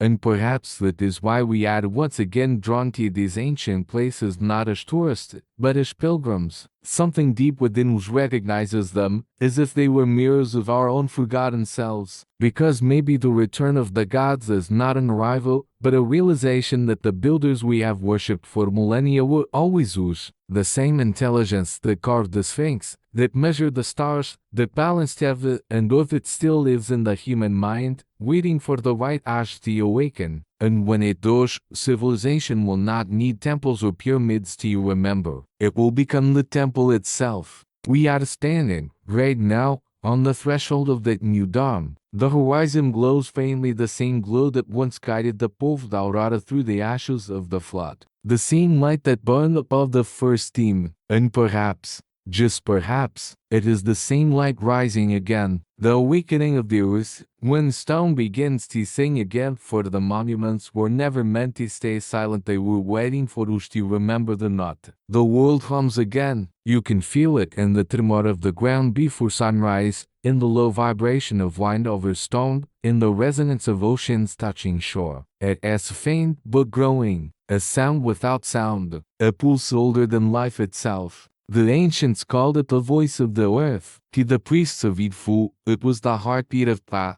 the divine architect. To the druids of the north, it was the song of the stones. To modern science, it is the human resonance, the earth's natural frequency, hovering around 783 Hz, the same rhythm as the alpha waves of the human brain in meditative calm. When we are at peace, our minds literally vibrate with the planet. We are instruments of the same orchestra. In recent decades, scientists have observed something remarkable. The resonance, long stable, is changing. The Earth's frequency is rising, fluctuating beyond its normal range. At the same time, humanity's heartbeat, our electromagnetic field measured through collective emotion, shifting in sync. Coincidence or communication? To the Povo da Aurora, this would not be surprising. They believed that the planet itself was a conscious being, and that civilizations were its thoughts made manifest. When the Earth's vibration rose, so did consciousness. When it fell, the world forgot. Now, after thousands of years, the song is returning the first note of a new Zep Tepi. Look to the ancient sites. Across the world, sensors have recorded unexplained acoustic and magnetic activity near megalithic structures. At Stonehenge, faint tones at 110 Hz, the same frequency used in ancient temples to induce altered states, have been measured echoing through the stones at dawn. At Giza, low-frequency infrasound pulses emanate from beneath the plateau, synchronized with geomagnetic storms. And in Cusco, the megaliths of Sacsayhuaman emit electromagnetic bursts at the same moment satellites detect solar flares. It is as though the ancient network, the grid of the architects, is slowly reactivating, tuned again to the cosmic harmonics of the sun. The monuments are singing, not metaphorically, physically. Sound engineers studying the King's chamber have found that when multiple tones are played simultaneously, the chamber produces interference pattern standing waves that create zones of levitation for small particles. In other words, the pyramid behaves like a resonance engine. When reactivated by specific frequencies, it vibrates in sympathy with the planet itself. What if the architects built these monuments as living instruments, not just to honor the earth, but to communicate with it? What if the pyramids, stone circles, and temples form a global circuit designed to stabilize planetary resonance? A system dormant for millennia, now humming softly back to life as humanity rediscovers the very frequencies that built it. Every ancient myth spoke of this themed era when the stones would speak again, when the sleeping giants beneath the earth would awaken, and the song of creation would once more ripple through the skies. Perhaps those giants were never monsters or gods, but the monuments themselves, vast, silent beings awaiting the return of the right vibration. We are approaching that frequency. The rise of global meditation, music tuned to 432 Hz, the spread of harmonic architecture, all these are echoes of the old signs returning under new forms. Each human heartbeat becomes a note in the planet's reawakening symphony. In the teachings of Thoth, there is a passage that reads, "When men shall again vibrate in unison with the earth, the gates of Amenti shall open, and the builders shall walk with men once more." Perhaps the gate is not a door of stone, but of frequency, a resonance threshold where matter and mind reconnect, where ancient knowledge dormant and the crystalline memory of the earth becomes accessible again. Some say the Great Pyramid is already responding. Sensitive microphones placed deep within its chambers have recorded spontaneous acoustic emissions, tones that shift with solar cycles and geomagnetic activity. It is as though the pyramid itself is listening, waiting. If the builders encoded consciousness in the frequency, then these tones could be their call, the wake-up signal of the first theme. Not a catastrophe, not an invasion, but a resonant reactivation of planetary memory. The return of the architects may not come as a sudden event, but as a gradual awakening of the earth, of humanity, of memory itself. And as that resonance grows, something extraordinary may happen. The barriers between past and present could dissolve. Time, after all, is vibration. Change the frequency, and the song ruins. Perhaps one day, in the quiet beneath trees or the whispering wine over Edfu, we will hear their voices again, not as ghosts, but as teachers whose words were always carved in the frequency of the planet. The stones are stirring, the earth is remembering,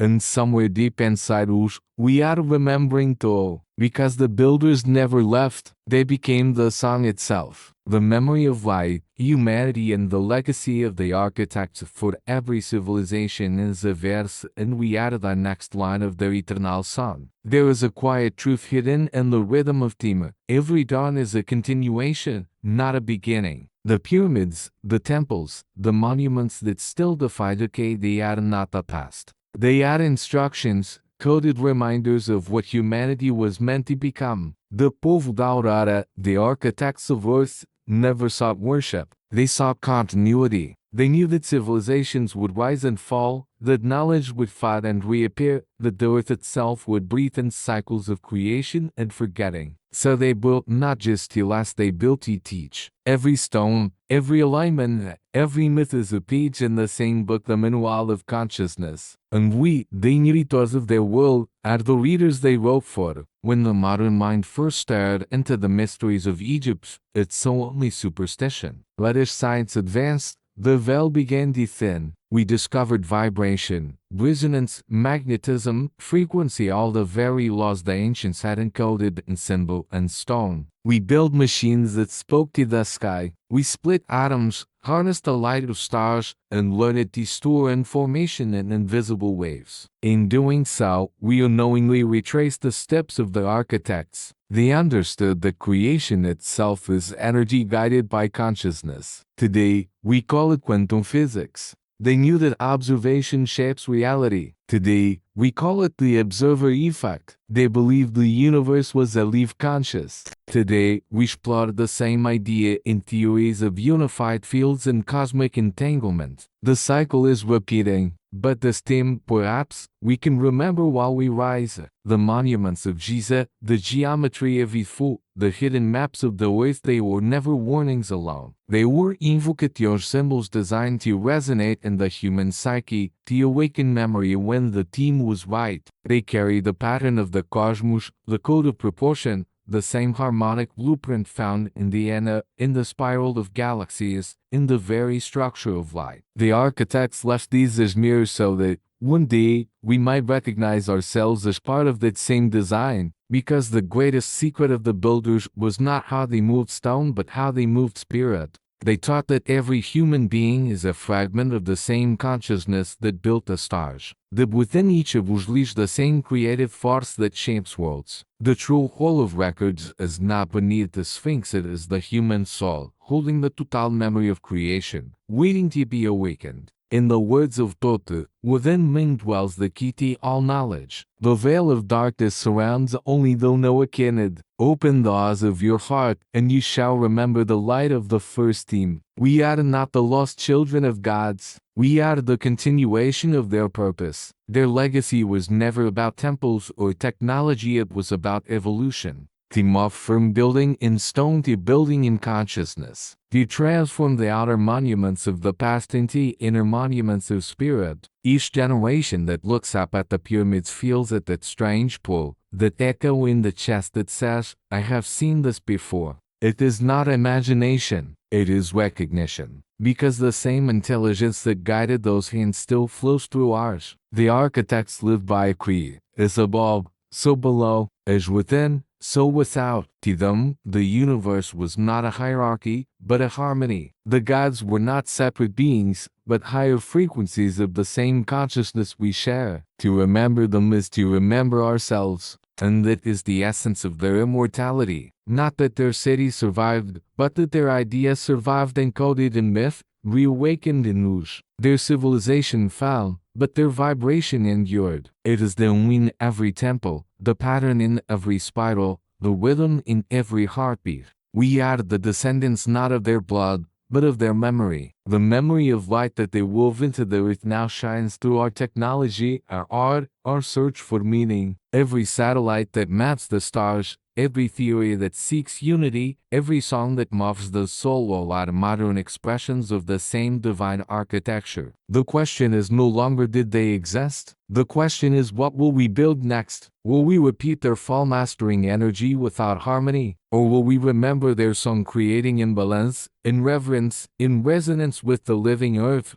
For the architects of Earth were never meant to be legends. They were meant to be the first chapter of an endless story, one that only finds meaning when we decide to continue it. And now, as the sky aligns once more, as the dawn of Aquarius glows faintly in the east, the pen returns to our hands. The next verse waits to be written not in stone, but in the light of human consciousness. We are the next builders, and the blueprint has always been within us. The dawn returns, civilization before Egypt and the architects of tomorrow, for what began before Egypt was never meant to end, it was meant to awaken. The sun rises over Giza, golden light slides across the desert, touching the warm face of the Sphinx, filling the great pyramid-esque chambers with warmth. It is the same light that once shone upon the builders of the first team, the Povo Aurora, the architects of Earth. And for the first team in millennia, it seems familiar, because the cycle has turned. The sky above us mirrors the sky that watched the birth of civilization 12,000 years ago. The age of Aquarius, the age of knowledge, of unity, of remembrance is dawning. The same cosmic clock that the architects set in motion with the alignment of stars and stone is striking its next hour. And this team, we are awake to hear it. The monuments have kept their promise. They endured flood, fire, empire, and team itself, guardians of an idea too vast for history to contain. They were built not merely to preserve the memory of the people, but to protect the frequency, the vibration of balance, harmony, and awareness. And now that we can once again measure the stars, listen to the earth, and decode the mathematics of the universe, we stand on the threshold they once crossed. But this team, the architects, are not returning from the sky. They are awakening from within us. For the lesson of the first team was never about gods descending from the heavens.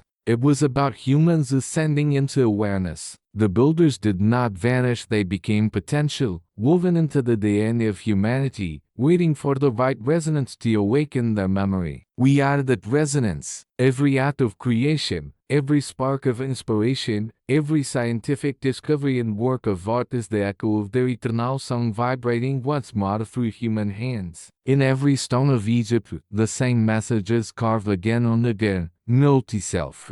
For to know oneself is to remember the builders. It is to recognize that the intelligence that shaped galaxies and temples alike flows through the consciousness is not born of flesh, but of the same living geometry that holds the stars in place. The Great Pyramid points toward the heavens not to worship them, but to remind us of our own cosmic origin. It is a mirror of the human soul, stable at the base, ascendant at the peak. The journey from its subterranean chamber to the king's chamber above is the story of every being who ever sought enlightenment, descent into matter, awakening, ascension into light. That is the true message of Egypt. That is the gospel of the builders. And as we rediscover what they knew, the resonance of creation, the power of consciousness, the unity of all things, we must also remember their warning: harmony is fragile. Knowledge without balance becomes destruction. The same science that can raise pyramids can also end worlds. The fall of the architects was not their failure, it was their lesson. Perhaps they allowed themselves to fall so that we could learn to rise differently.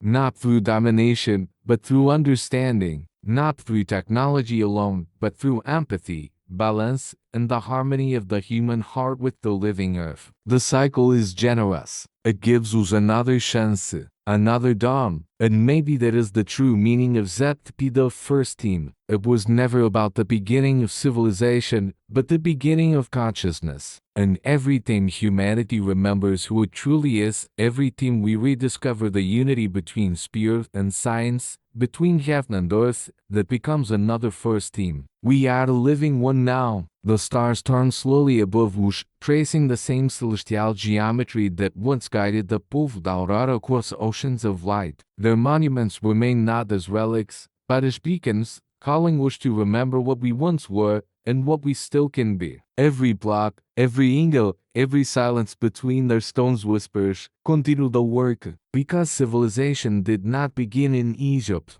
It began long before in the hands of beings who knew that the universe is music, and that to build in harmony with it is to create eternity. They were the architects of earth. And now, as the cycle turns once more, we are the architects of tomorrow. The flood they faced was water, ours is forgetfulness. But the remedy is the same remembrance. When humanity once again learns to build in resonant cities that heal, technologies that harmonize, hearts that vibrate with compassion, we will have fulfilled the promise written in the stones of Giza. We will become the continuation of their sacred architecture, not in limestone, but in light. The earth hums softly beneath us, the same tone that sang to them long ago. And if we listen closely, beneath the noise of machines and the pulse of the modern world, we can still hear it, that low, endless note that built the stars. It whispers, "You are the builders now. The dawn has returned. The first team has come again."